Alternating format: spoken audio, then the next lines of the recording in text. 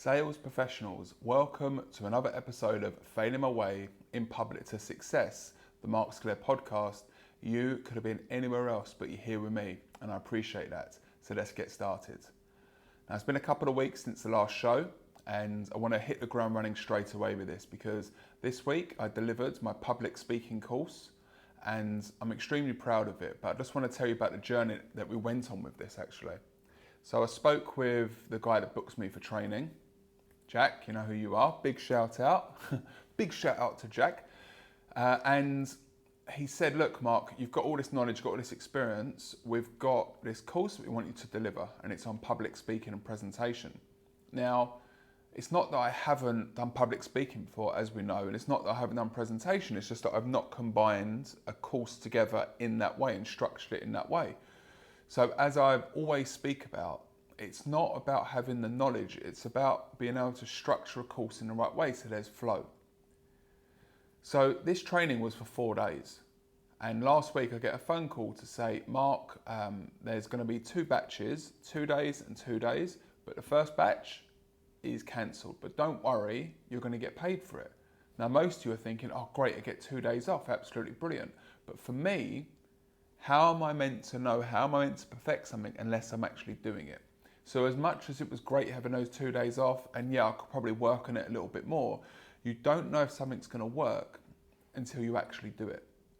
Now, great, arrived for the second batch, and I was so impressed by the people that attended. First of all, they were willing to give it a try, and I always ask to be open-minded. That's all that I ask for, and to believe, like Les Brown says, that it's possible.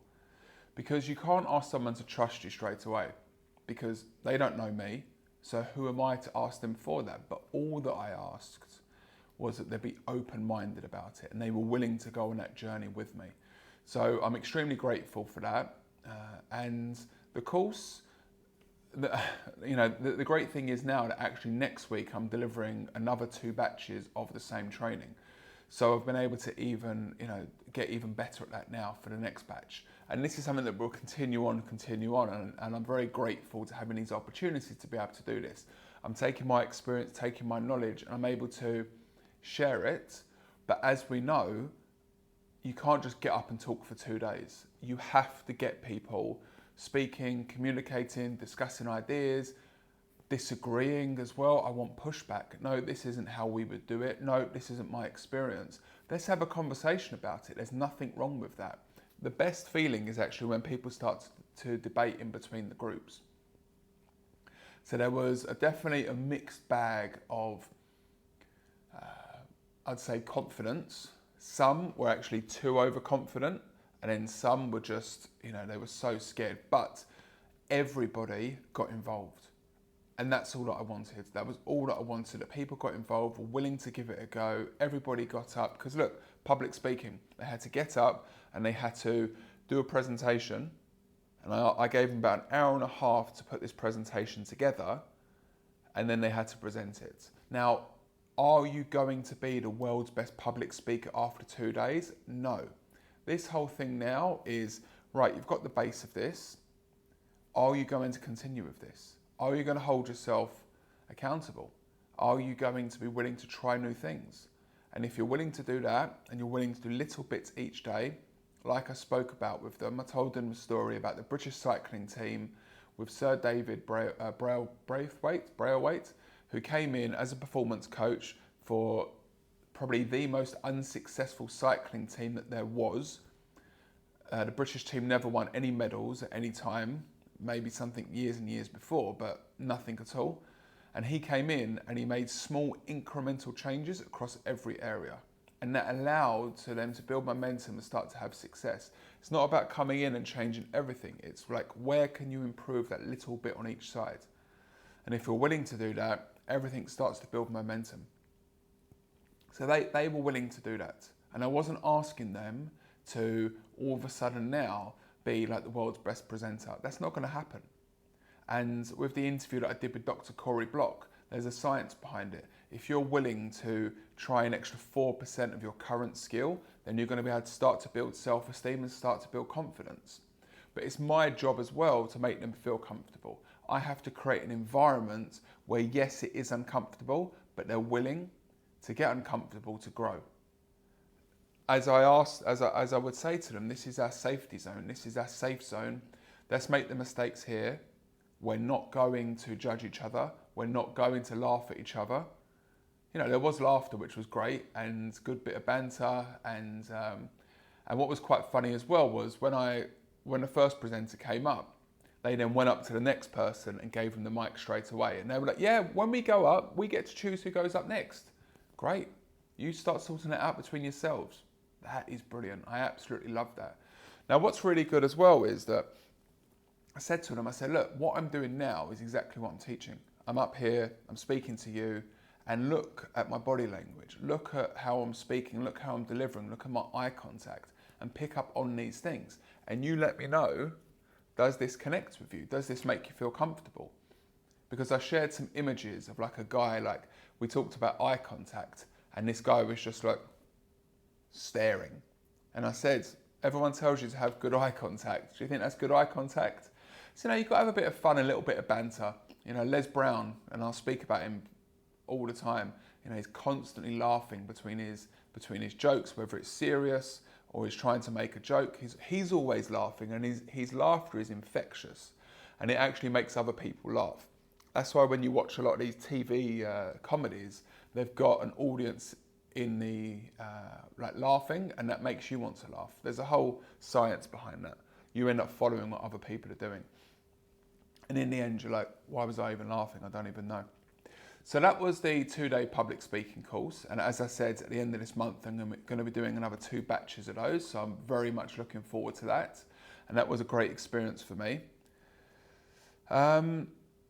There's a training which I've been doing the last year with a company, and it wasn't really a company that I thought much of. It's a great brand, and it's definitely a market leader, but I didn't think it would lead to me getting another really big opportunity. But it's only because I've worked with that company that I've now got this opportunity. Now the only thing is, I need to build the course for it. They're asking me to put a proposal together. So I'll tell you what happened. I was meant to deliver this on Monday, and I messaged the person yesterday and said, oh, are we still set for you to do this meeting on Monday to speak to General Manager? And they messaged me back saying, Mark, I've had the flu the last couple of days, and if it's all right, can we hold off until the following week? You know, and from what I replied to her, I was like devastated, but inside I was like, yes, I get a bit more time to do this now. So, but it just holds off the fact that I need to get this done. So it has to be done. But again, I'm just trying to build a course. Again, I can tell them this is what it's going to be, that's what it's going to cover, but you have to have a structure, you have to have a flow.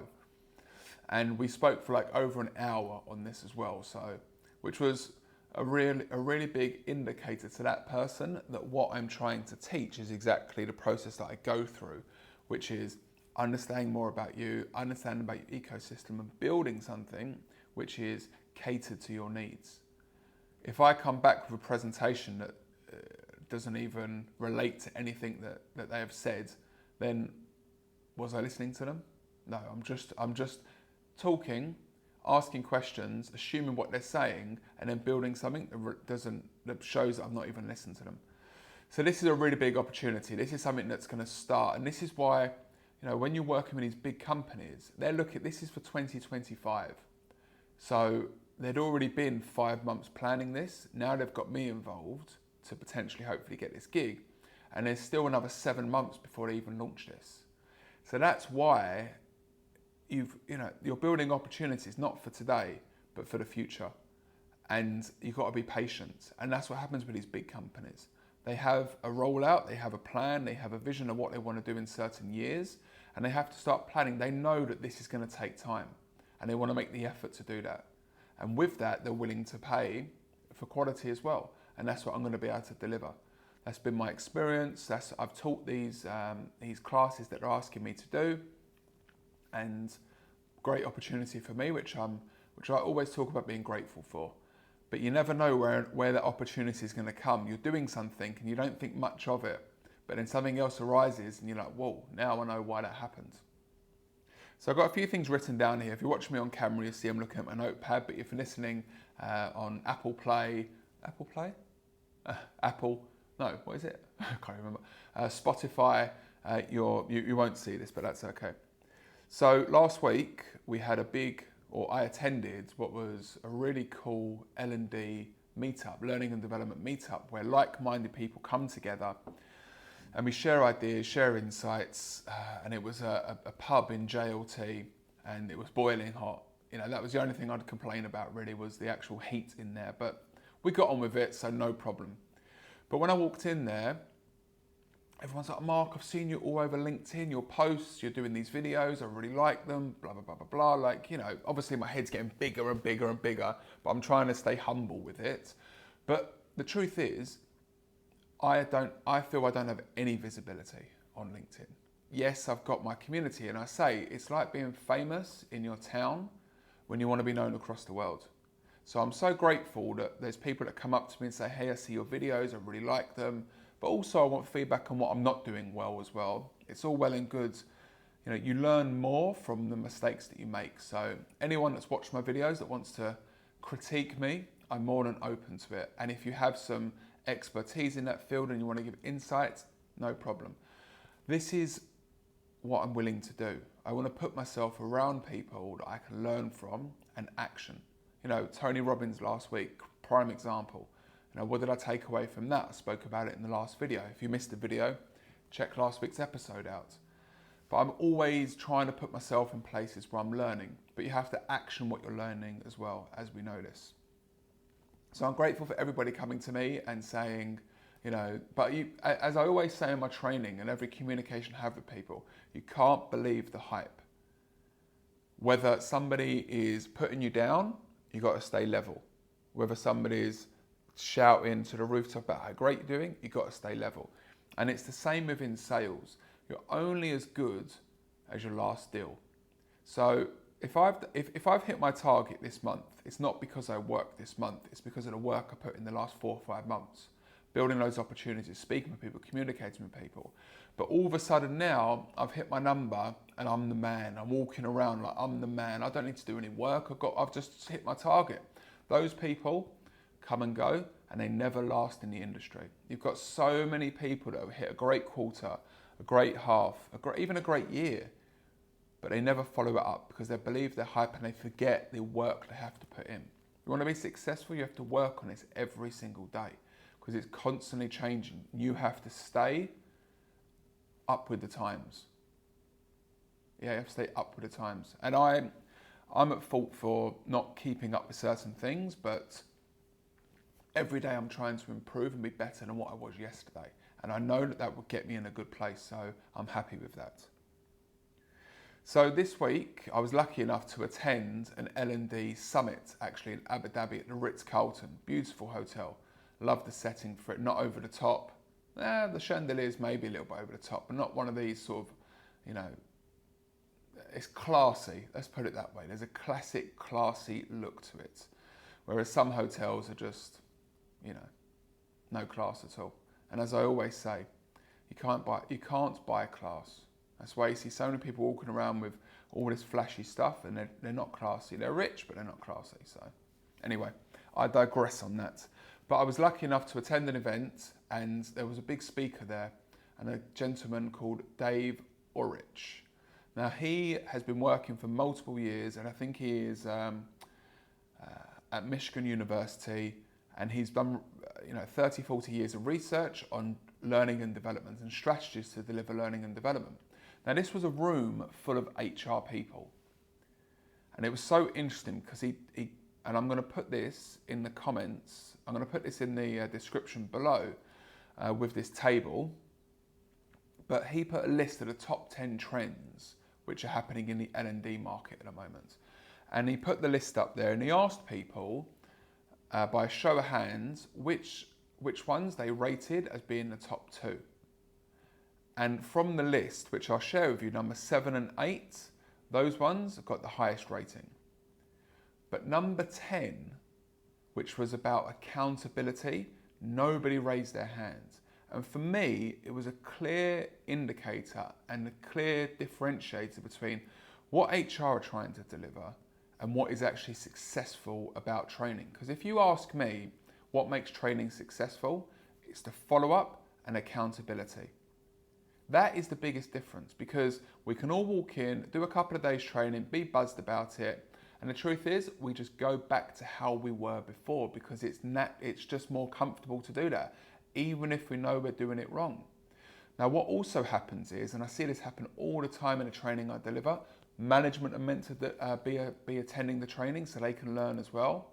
And obviously that makes me uncomfortable, because these people are going to press on me, and they might have some knowledge which they might question what I'm speaking about. But let's have a discussion. I've got no problem with that. But the trouble is, majority of the time, these managers do not turn up to the training. Now, what does that give off to the people actually attending the training, like the employees? They're like, well, if they're not going to bother, why am I going to bother? And then there's an accountability, and they go, right, in the first week, we're going to do this. And the manager's meant to set the meetings.